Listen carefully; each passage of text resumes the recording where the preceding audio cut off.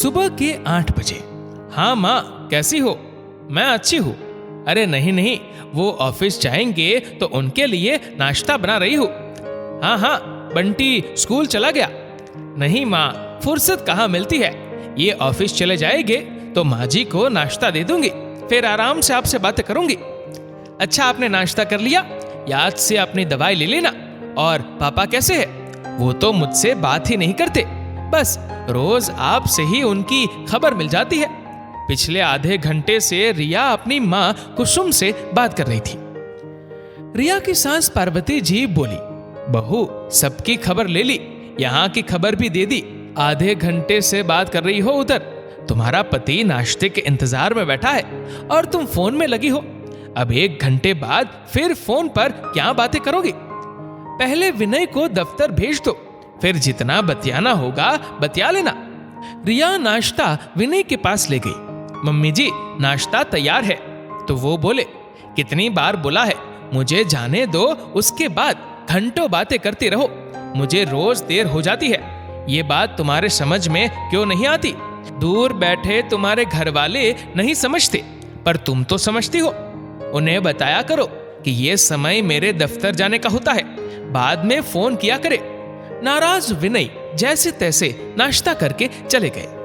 बेटा भूखा जाए ये बात माँ कैसे बर्दाश्त करेगी? पार्वती जी बोली, बहू कितने साल हो गए तुम्हें इस घर में आए हुए, वो एक ही बात हर रोज तुम्हें समझाता है, तुम अपनी आदत बदल क्यों नहीं लेती हो? रिया को सुनाकर वो अपने कमरे में चली गई। कुछ घंटे बाद रिया का काम खत्म हो गया तो वो फिर से अपनी बहन से बात करने लगी। दुनिया जहान की बातें, इधर उधर की खबरें और बार बार अपने माँ की चिंता जताती। ये सारी बातें पार्वती जी के कानों में जाती और उनकी नाराजगी बहू के प्रति बढ़ती ही जाती। एक रोज रिया की ननद कल्पना का फोन आया। उसने माँ का हालचाल पूछा। पार्वती जी बोली, एक बहू है और एक तुम हो, उसे अपने माँ बाप से फुर्सत नहीं मिलती, तुम्हें सास ससुर से फुर्सत नहीं मिलती, पर मैं खुश हूं कि तुम यहाँ की चिंता छोड़कर उनकी चिंता करती हो। कल्पना हंसकर बोली, माँ आपकी चिंता करने के लिए भाभी जो आ गई है वो आपका ध्यान रखती है और मैं अपनी सास का ध्यान रखती हूँ। पार्वती जी बोली, खुश रहो बेटा, ससुराल वालों के प्रति पहली जिम्मेदारी होती है, मायके वालों का भी ध्यान।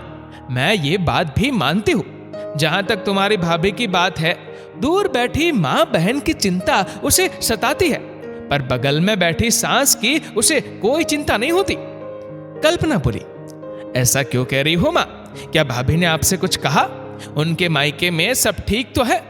पार्वती जी बोली, माँ बहन से बातें करने के चक्कर में हर रोज कोई ना कोई काम बिगड़ता है और विनय से डांट सुनती है, फिर भी फोन में लगी रहती है। कल्पना ने माँ को उस वक्त तो समझा दिया, पर उसे अपनी भाभी के लिए चिंता होने लगी कि कहीं उसकी इस आदत से भाई भाभी में खटपट ना हो जाए। कल्पना का डर अगले ही दिन सच हो गया। दोपहर का वक्त था।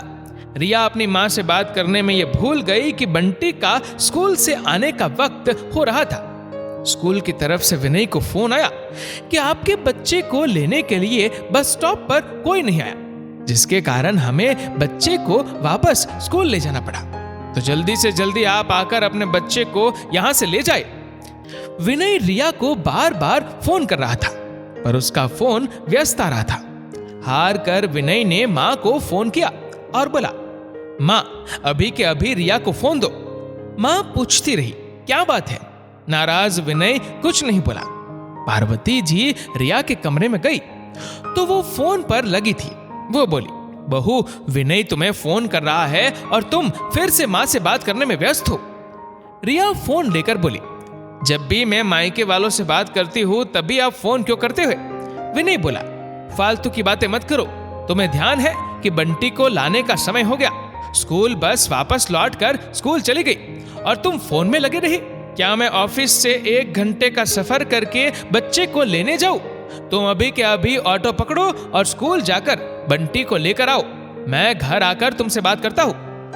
रिया जल्दी से कपड़े बदली और सास से बोली, मम्मी जी आपने भी नहीं बताया कि बंटी को लाने का समय हो गया है।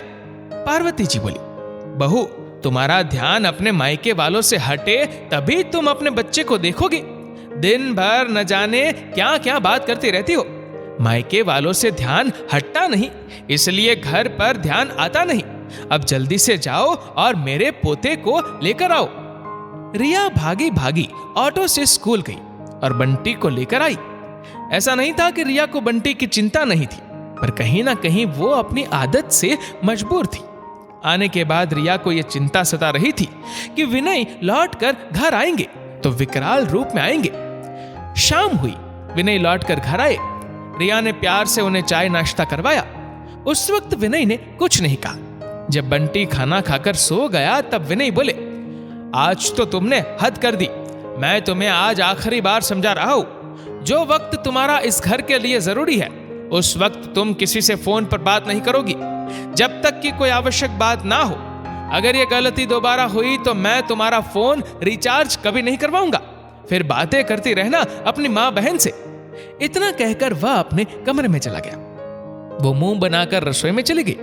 पार्वती जी बोली, बहू विनय के बातों का बुरा मत मानो, पर तुम खुद सोचो, तुम्हारी लापरवाही से तुम्हारे बेटे को कितनी तकलीफ हुई। पूरा ध्यान तुम्हारा मायके में ही लगा रहता है, तभी तो तुम्हें दूर बैठी माँ बहन की चिंता है, पर अपने घर परिवार की चिंता नहीं होती। मैं ये नहीं कहती कि तुम बात ही मत करो, पर अपने सारे काम निपटा लो, फिर 1-2 दिन बाद बात करो।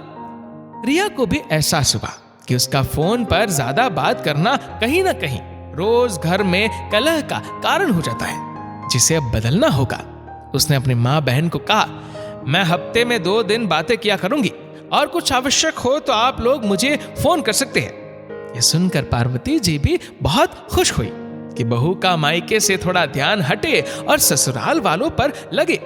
अब रिया ने फोन से थोड़ी दूरी बनाई तो बातें कम होती थी। घर वालों पर पूरा ध्यान रहता, जिससे पति, बच्चे और सास सब खुश थे। अब समय पर नाश्ता मिलता था और बेटे को भी कभी स्कूल आने जाने में देरी नहीं होती थी। दोस्तों, फोन हमारी सुविधा के लिए है, ना कि परेशानी खड़े करने के लिए। अगर फोन पर ज्यादा बातें करने से हमारे अपनों को यह एहसास हो रहा है कि हम उनसे दूर हो रहे हैं, तो ये सोचने वाली बात है। आपकी क्या राय है नीचे कमेंट करके जरूर बताएगा। और अगर आपको वीडियो अच्छा लगा हो तो इस वीडियो को लाइक करेगा, शेयर करेगा ज्यादा से ज्यादा लोगों तक, और ऐसे ही और भी इंस्पिरेशनल वीडियोस के लिए सब्सक्राइब करें हमारे यूट्यूब चैनल को और फेसबुक पर फॉलो करें हमारे पेज को। धन्यवाद।